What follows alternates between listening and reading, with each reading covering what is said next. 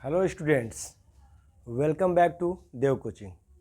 देव coaching के हमारे इस ऑनलाइन प्लेटफॉर्म पे आपका पुनः एक बार स्वागत है। बच्चों, आप जानते हैं कि हम कक्षा 10 के विज्ञान विषय के अंतर्गत चैप्टर 2 का अध्ययन कर रहे हैं और इस चैप्टर 2 का जो हम अध्ययन कर रहे हैं उसका नाम है अम्ल, क्षार और लवण। मैं आपको एक बार याद दिलाना चाहूँगा कि इस चैप्टर में अभी तक हमने जिन टॉपिक्स को क्लियर कर लिया है, स्टडी कर लिया है, वे हमारे टॉपिक है अम्ल से संबंधित सारी चीज़ें, चाहे उसका भौतिक गुण हो चाहे रासायनिक गुण, इसको हमने स्टडी कर लिया है। फिर इसके बाद हमने क्षार पढ़ा, क्षार के भौतिक गुण और रासायनिक गुणों का भी अध्ययन हमने कर लिया है। फिर उसके बाद से आपने पढ़ा लवण। पिछले जो वीडियो में हम लोगों ने पढ़ा था, स्टडी किया था, वह लवण के बारे में ही था। लवण क्या है, यानी साल्ट क्या है और उसके काइंड्स कितने कितने टाइप का होता है, कितने प्रकार का होता है। इतनी सारी चीज़ों पढ़ने के बाद अब आप उस टॉपिक की ओर बढ़े हैं जहाँ से क्वेश्चन आता है, मेन क्वेश्चन, बनाने की विधियाँ। साल्ट्स जो होते हैं आपके सिलेबस में जो कुछ गिवन साल्ट्स हैं, जैसे अगर मैं बात करूँ तो आपके विषय में इस चैप्टर में जो साल्ट्स बनाने के लिए दी गई हैं, बनाने की विधियाँ या उनका भौतिक गुण या उनके रासायनिक गुण का अध्ययन करना है, यहाँ तक कि उसका उपयोग भी पढ़ना है कि उसका क्या उपयोग हमारे दैनिक जीवन में, हमारे लाइफ में। तो वो साल्ट्स हैं बच्चों, नमक, सोडियम क्लोराइड, धावन सोडा जिसको आप लोग क्या बोलते हैं, सोडियम कार्बोनेट, खाने का सोडा, सोडियम बाइकार्बोनेट। फिर आप पढ़ेंगे विरंजक चूर्ण, ब्लीचिंग पाउडर, और उसके बाद से क्या पढ़ने वाले हैं हम लोग, प्लास्टर ऑफ पेरिस। तो सबसे महत्वपूर्ण अगर देखा जाए प्रश्नों में तो सबसे ज़्यादा महत्वपूर्ण इन सभी लवणों में सबसे ज़्यादा महत्वपूर्ण होते हैं पीओपी, प्लास्टर ऑफ पेरिस, और विरंजक चूर्ण। तो आज हमारा जो लेक्चर होगा वह उसी लवण में से हम स्टार्ट करने जा रहे हैं। और आज हमारा जो लवण है जिसको हम पढ़ने जा रहे हैं, जिस साल्ट को हम पढ़ने जा रहे हैं, वह साल्ट है plaster of Paris. Plaster of Paris, इसको हम लोग अंग्रेजी में भी यही नाम बोलते हैं, प्लास्टर ऑफ पेरिस। ठीक है, 60 में बच्चे इसको बोलते हैं हम लोग पीओपी। इस नाम को भूलिएगा नहीं, पीओपी। अब मैंने जब पीओपी बोला तो आप बच्चों के मन में पहला ही प्रश्न आ रहा होगा, सर पीओपी तो हमने सुना है कहीं। हाँ, वही है पीओपी जो मार्केट से हम खरीद के लाते हैं, पानी मिलाते हैं, ठीक है, उसके बाद उसको क्या करते हैं, दीवालों पे डिजाइन बनाने के लिए यूज करते हैं। ठीक है, वही पीओपी जिसका प्रयोग हम क्या करते हैं, जब हाथ पैर टूट जाता है तो हड्डियों को जोड़ने के लिए प्लास्टर यूज करते हैं। क्या करते हैं, प्लास्टर के रूप में यूज करते हैं। उसी में पीओपी की बात कर रहा हूँ। ठीक है, वही पीओपी जो मकान बनाते समय, ठीक है, दरारों में भरने के लिए, गड्ढों में भरने के लिए हम प्रयोग करते हैं। ठीक, तो उस पीओपी के बारे में हमें क्या करना है, स्टडी करना है। ठीक है, तो इसी को कहते हैं हम लोग P for plaster, O for of और पी फॉर पेरिस। अब प्लास्टर ऑफ पेरिस क्या होता है, कैसे बनता है, हम किसको कैसे बना सकते हैं, और इसके भौतिक गुण क्या हैं, इसके रासायनिक गुण क्या हैं, और इसका उपयोग क्या है, इससे पहले मैं कुछ आपसे बातें करना चाहता हूं। क्या आपको पता है कि जो नाम दिया गया प्लास्टर ऑफ पेरिस, इसमें पेरिस वर्ड का क्या मतलब है? पेरिस बताइए। हाँ, उसी आप जिस जगह का नाम सोच रहे हैं, देश पेरिस, उसी का नाम है यह। ठीक है, अब इसको प्लास्टर ऑफ पेरिस क्यों कहते हैं, ठीक, ये जानना बहुत ही आपके लिए जरूरी है। समझिए, पेरिस में, ठीक है, सबसे पहले एक इतिहास की बात करें तो 1700 जब सन चल रहा था, उसी समय एक राजा का नाम आता है हेनरी। किसका नाम आता है, हेनरी। इंग्लैंड के थे। कहाँ के थे यह, इंग्लैंड के। वो गए थे कहाँ पे, पेरिस में। कहाँ गए थे, पेरिस में। और उन्होंने देखा कि पेरिस में क्या है, एक सफ़ेद रंग का पाउडर है जिसकी पुताई लोग किए हुए हैं दीवारों पे या रंगे हुए हैं, वो उनको बहुत पसंद आया। ठीक है, और वहाँ से वो उसको लेकर आए और अपने यहाँ इंग्लैंड में भी उसको क्या किया, दीवारों पे अप्लाई किया। तो ये प्रचलन है, माना जाता है, मान्यता है कि तभी से इसका नाम क्या पड़ गया, प्लास्टर ऑफ पेरिस। क्योंकि यह पेरिस में एक पहाड़ है, ठीक है। उस पहाड़ का नाम मुझे नहीं याद रहा है, मोंटे करके है, माउंट करके है, ऐसे कुछ पहाड़ है, एक बार आप लोग देख लेंगे। मोंटे मॉर्ट होगा शायद, ये मोंटे मॉर्टी या मॉर्ट, ऐसे कोई पहाड़ है। उस पहाड़ में जो पत्थर हैं, ठीक है बच्चों, वह पत्थर क्या होते हैं, वाइट कलर के होते हैं, ठीक है, बहुत हार्ड होते हैं, ठीक है। उसी से क्या किया जाता है, उसका खनन करके, क्या किया जाएगा ना, उसका खनन करके, उसकी खुदाई करके हम प्लास्टर के रूप में यूज करते हैं। पेरिस में यह काम किया जाता था 18वीं शताब्दी में। 18वीं शताब्दी जब स्टार्ट हुई तो पेरिस में उस पहाड़ से इस पत्थर को निकाल कर इसके पाउडर बनाकर इसे कह सकते हैं कि प्लास्टर के रूप में यूज किया जा रहा था, पुताई के रूप में यूज किया जा रहा था। जैसे मैंने बताया कि हेनरी जब गए थे राजा वहाँ पे, तो उन्होंने देखा था कि वहाँ की दीवारों पे, कहाँ की दीवारों पे, पेरिस की दीवारों पे इस पाउडर, इस पदार्थ की पुताई हुई है, और उन्हें ये बहुत अच्छा लगा, बहुत ही देखने में अद्भुत लगा। उन्होंने इस चीज़ को अपने यहाँ भी अप्लाई कराया, ठीक है। तो वहाँ से भी प्रचलन है, इसीलिए पेरिस नाम पड़ा इसका। और एक चीज़ और है, पेरिस में ही ये पहाड़ था और पत्थर वहीं पाए जा रहे थे और उसी से पाउडर बना था, ठीक है। तो आप अपने स्क्रीन पे आप इस समय देख रहे होंगे कि एक मैंने पाउडर दिखाया हुआ है, ठीक है, उसी को हम लोग कहते हैं प्लास्टर ऑफ पेरिस। वो पाउडर क्या है, उसी पहाड़ी से बना हुआ था पेरिस में, इसीलिए उसी का नाम लेके हम लोग इसका जिक्र करते हैं कि ये क्या नाम है, प्लास्टर ऑफ पेरिस। भाई पेरिस से ये नाम आया, वहीं सबसे पहले इसको देखा गया, तो उसका नाम तो लेना जरूरी है ना, एक सम्मान में उसका नाम दिया जाता है, तो इसको प्लास्टर ऑफ पेरिस कहा जाता है। तो आपको इतना पता चल गया कि ये जो पाउडर है, जो सफ़ेद रंग का हमें मार्केट में पैकेट्स में मिलता है, बोरे में मिलता है, ठीक है, इसका कनेक्शन कहाँ से है, पेरिस से है, इसलिए इसको हम क्या बोल दिए, प्लास्टर ऑफ पेरिस। उम्मीद है आप लोग का डाउट क्लियर हो गया होगा कि ये पेरिस ही क्यों नाम इसमें पड़ा है, ठीक है। अब आपकी ये जानने की इच्छा होती होगी कि सर इसका सूत्र क्या है, ठीक है, और इसका रासायनिक नाम क्या है। रासायनिक नाम नहीं है तो सामान्य नेम है, प्लास्टर ऑफ पेरिस, जैसे नमक बोलते हैं आप लोग, सोडियम क्लोराइड उसका रासायनिक नाम है, नमक साधारण नाम है, ठीक है। उसी तरह से इस पदार्थ का, इस पाउडर का, ये सफ़ेद रंग का होता है, इस पाउडर का नाम है प्लास्टर ऑफ पेरिस। आइए हम सबसे पहले इसका सूत्र जानते हैं, जिसको कहते हैं आप लोग और सूत्र, फिर हम जानेंगे इसका रासायनिक नेम क्या है, फिर बनाने की विधि की तरफ चलेंगे, ठीक है।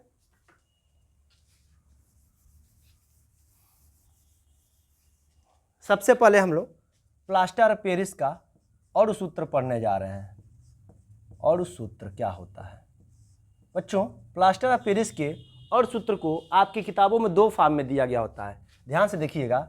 ये है CaSO4 ये dot half H2O, half H2O, ये है हमारा प्लास्टर ऑफ पेरिस का सूत्र, ध्यान से समझिए। Calcium sulphate dot half H2O, ये है हमारा क्या, प्लास्टर ऑफ पेरिस का सूत्र। अभी मैं बताऊंगा इसका राज क्या है, घबराने की बिल्कुल आवश्यकता नहीं है कि मैं हाफ क्यों दिखाया हूँ, ठीक है, आधा पानी में क्यों दिखा रहा हूँ। अब इसका रासायनिक नेम क्या होगा, और सूत्र यह है, तो रासायनिक नेम क्या है, रासायनिक नाम ध्यान समझिए। कैल्शियम CaSO4 को क्या कहते हैं, कैल्शियम सल्फेट, सभी इसको जानते हैं।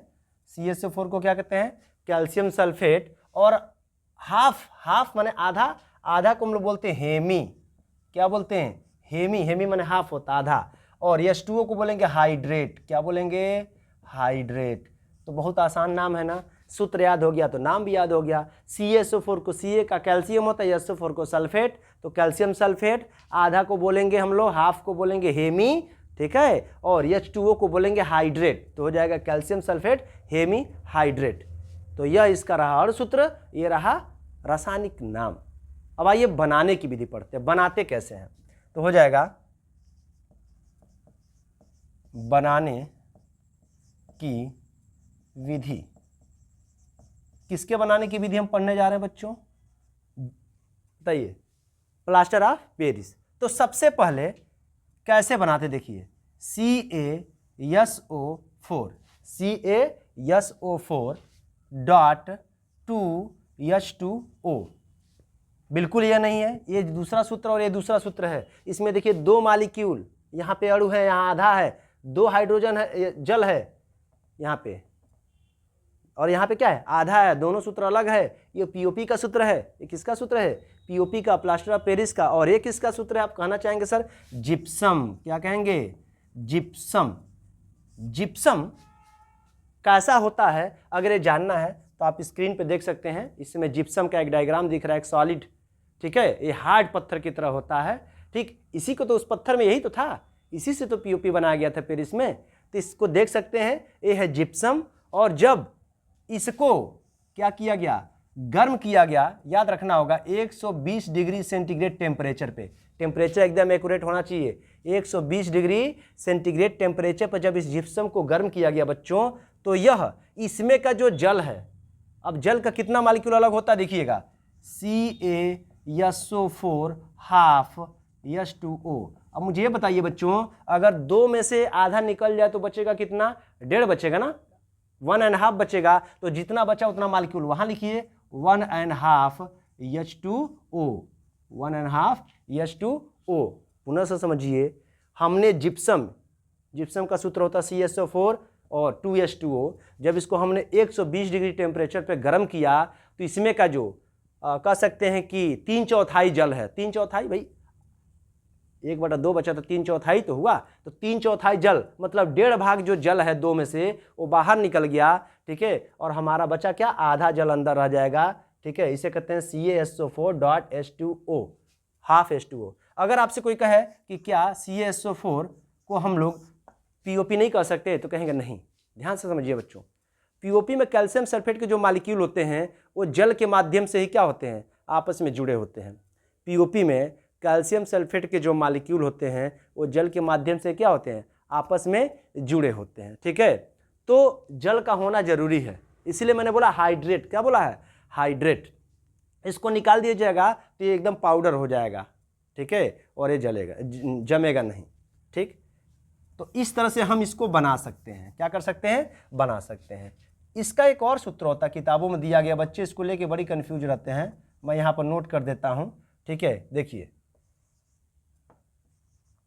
ऐसे भी होता है, ठीक है, इस तरह का भी आप सूत्र देख सकते हैं। मुझे ये बताइए कि हाफ जल को कवर करने के लिए, ध्यान से समझिए, हाफ जल को कवर करने के लिए कितना कैल्शियम सल्फेट लगा है। अगर मैं बात करूं यहाँ पे देखिए, यहाँ मैं लिखता हूँ हाफ H2O के साथ कैल्शियम सल्फेट कितना जुड़ा हुआ है, 1 ना। तो अगर मैं इसको हाफ को 1 कर दूं, मैंने पूरा H2O कर दूं, तो यहाँ कितना चाहिए, 2। तो इसीलिए यहाँ मैंने 2 लगा दिया। पुनः समझिए, आधा जल को कवर करने के लिए कैल्शियम सल्फेट का 1 मॉलिक्यूल चाहिए। तो अगर यहाँ पे आधा मैंने हटा के यहाँ पे कुछ भी नहीं लिखा, इसका मतलब क्या है, 1 हो गया।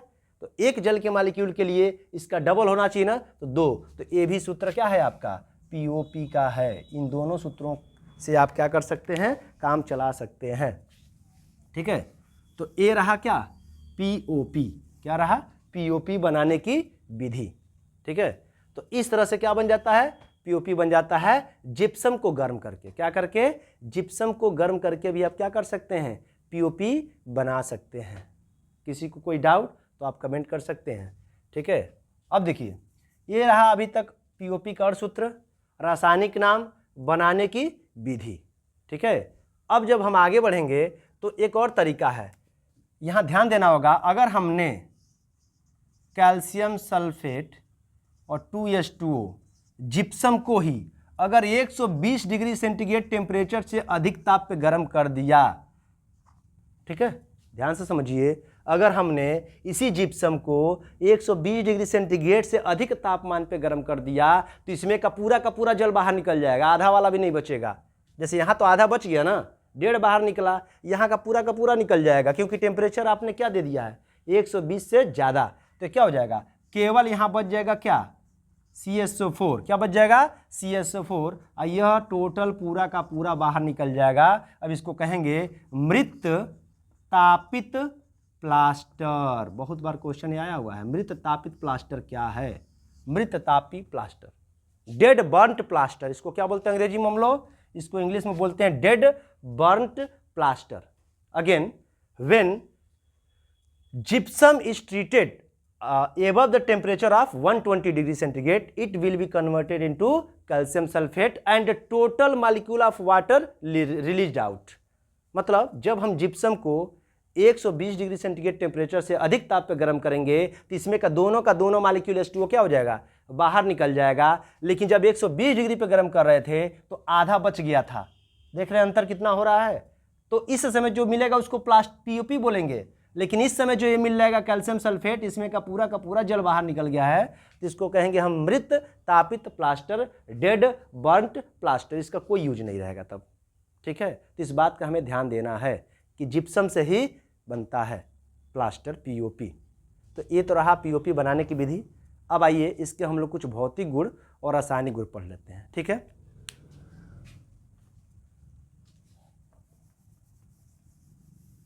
आप सभी लोग इसका नोट्स बनाते रहिएगा, ठीक है। आप ये जो क्लास देख रहे हैं इसके बाद से अलग से आपको किताब खोल के नोट्स बनाने की बिल्कुल आवश्यकता नहीं है, ठीक है। आपका ये जो क्लास है बिल्कुल आपको समर्पित है, आपके बोर्ड एग्जाम को देखते हुए, आपके सिलेबस को देखते हुए और हर एक पॉइंट को कवर करते हुए इसमें मैं हर चीज़ पढ़ाने का प्रयास कर रहा हूं। इसीलिए आप ऐसा कभी नहीं सोचेंगे कि शायद कुछ छूट गया होगा इस टॉपिक से, ऐसा बिल्कुल नहीं है। आप जब बुक खोलिएगा तो एक बार चेक कर लीजिएगा, एवरी टॉपिक इंक्लूड इट, सब कुछ इसमें शामिल है, ठीक है। अब देखिए हम बनाते हैं POP का भौतिक गुण। POP का क्या पढ़ेंगे हम लोग, भौतिक गुण। अब कहेंगे सर भौतिक गुण क्या होता है, वे गुण जिसको देख के हम बता सकें उन्हें क्या कहेंगे, भौतिक गुण। तो पहली बात यह किस रंग का होता है बच्चों। मार्केट में आप जाके POP खरीदिएगा, सफेद रंग का चूड़ होता है, सफेद रंग का चूड़ होता है। ये तो देख के बता सकते हैं ना। तो ये रहा पहला भौतिक गुण। दूसरा भौतिक गुण क्या है, इसको पानी में घोलिएगा तो पानी में घुलेगा नहीं, गाढ़ा हो जाएगा, जमेगा। इसलिए तो पानी मिला के इसको डिजाइन बनाते हैं घरों में, ठीक है। मूर्तियाँ बनाते हैं, खिलौने बनाते हैं, प्लास्टर लगाते हैं हाथों में पानी मिक्स करके। तो पानी में इसको जब घोलेंगे तो घुलेगा नहीं, गाढ़ा हो जाएगा। तो अविलेय बोलते हैं, यह जल में अविलेय होता है। यह जल में क्या होता है, अविलेय होता है। तो ये रहा इसका भौतिक गुण। आइए रासायनिक गुण पढ़ते हैं। रासायनिक गुण, ठीक है, रासायनिक गुण। तो पहला रासायनिक गुण आप देखेंगे इसमें कि जल से क्रिया, किससे क्रिया, जल से क्रिया। अगर हम जल से क्रिया कराते हैं,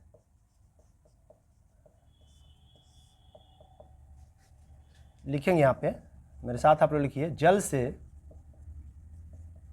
क्रिया कराने पर POP जिप्सम में माने कठोर पदार्थ होता है, जिप्सम कठोर पदार्थ यह है, जिप्सम में परिवर्तित हो जाता है, परिवर्तित हो जाता है। जैसे रिएक्शन देखते हैं तब आपको समझ में आएगा। POP का सूत्र क्या होता है, CaSO4.12H2O।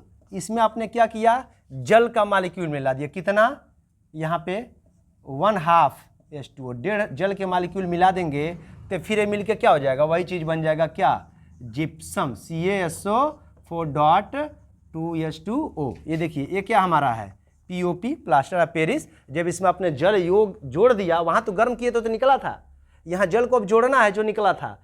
यही तो करते हैं ना, जब हम मार्केट से लाते हैं POP को तो पाउडर रूप में रहता है, सफ़ेद पाउडर के रूप में, ठीक है। देख ले सकते हैं आप स्क्रीन पे, सफ़ेद पाउडर के रूप में रहता है, ठीक है। एक बोरे में लाइए चाहे छोटे पैकेट में लाइए। अब उसमें जब आप पानी मिलाते हैं तो पानी मिलाने के बाद धीरे धीरे वो क्या होता है, गीला होता जाता है, मुलायम होता जाता है, ठीक है।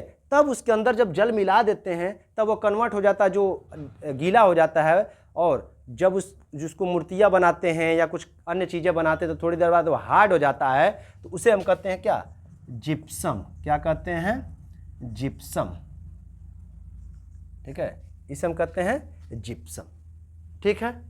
एक और दूसरी अब क्रिया मैंने अभी बताया था, कि गर्म करने पे, गर्म करने पर तो गर्म करेंगे तो क्या होगा, लिखा है 120 डिग्री सेंटीग्रेड से अधिक तापमान पर पीओपी मृत तापित प्लास्टर में परिवर्तित हो जाता है, मृत तापित प्लास्टर में परिवर्तित हो जाता है। ठीक है, ये भी इसका रासायनिक गुण होगा। जैसे देखिए पीओपी है CaSO4 half H2O half H2O, ये हमारा क्या है पीओपी। जब इसको आप 120 डिग्री सेंटीग्रेड से ज़्यादा तापमान दीजिएगा तो यह क्या हो जाएगा, इसमें का ये जो बचा हुआ जल ये भी बाहर निकल जाएगा और यह हो जाएगा क्या CaSO4 प्लस H2O, यही है क्या मृत तापित प्लास्टर, इसी को हम क्या कहते हैं मृत तापित प्लास्टर।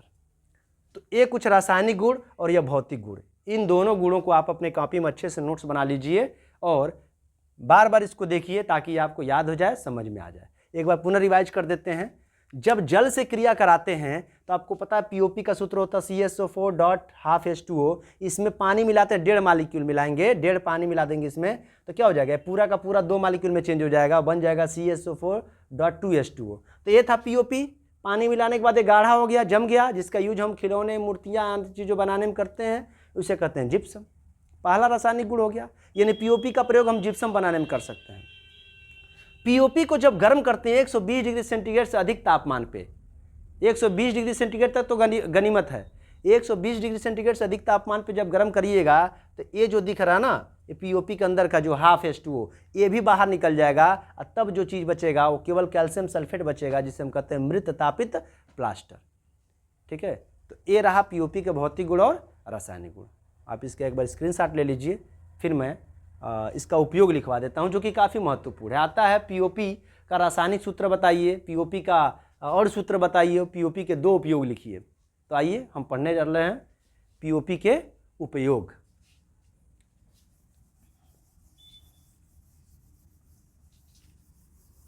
पीओपी हमारे जीवन में कई रूपों में उपयोग किया जाता है।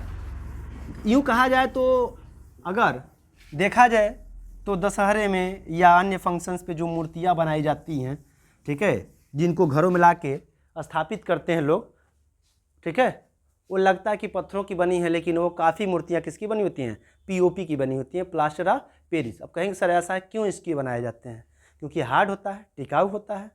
ठीक है, आइए पढ़ते हैं। प्लास्टर ऑफ पेरिस का उपयोग। आइए पहला उपयोग हम लोग पढ़ने चलते हैं। ठीक है, इसका उपयोग मेरे साथ लिखेंगे, इसका उपयोग डॉक्टरों द्वारा टूटी हुई हड्डियों को प्लास्टर करने के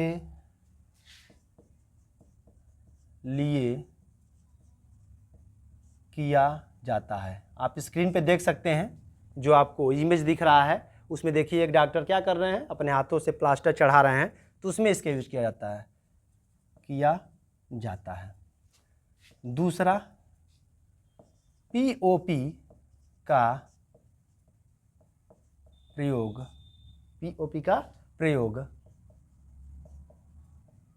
खिलौने, मूर्तियाँ आदि, इसका भी इमेज आप देख सकते हैं। पीओपी का उपयोग खिलौने, मूर्तियाँ आदि बनाने में किया जाता है। ठीक है, नेक्स्ट उपयोग देख सकते हैं। पीओपी का उपयोग घरों के दीवारों में क्या करते हैं? कलाकृतियों के रूप। इमेज देख सकते हैं, घरों में आप छत पे देखिएगा क्या करते हैं, डिजाइन बनाते हैं फैन के अगल बगल या अन्य बॉर्डर्स वगैरह बनाए जाते हैं। ठीक है, आप उसको देख सकते हैं और समझ सकते हैं। कलाकृतियों के रूप में, कलाकृतियों को बनाने में लिख सकते हैं, को बनाने में किया जाता है। ठीक है, और क्या उपयोग हो सकते हैं आप सोचिए खुद।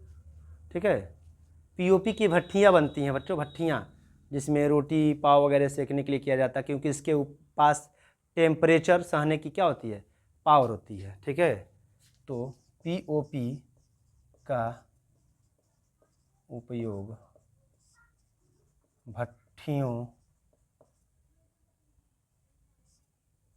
के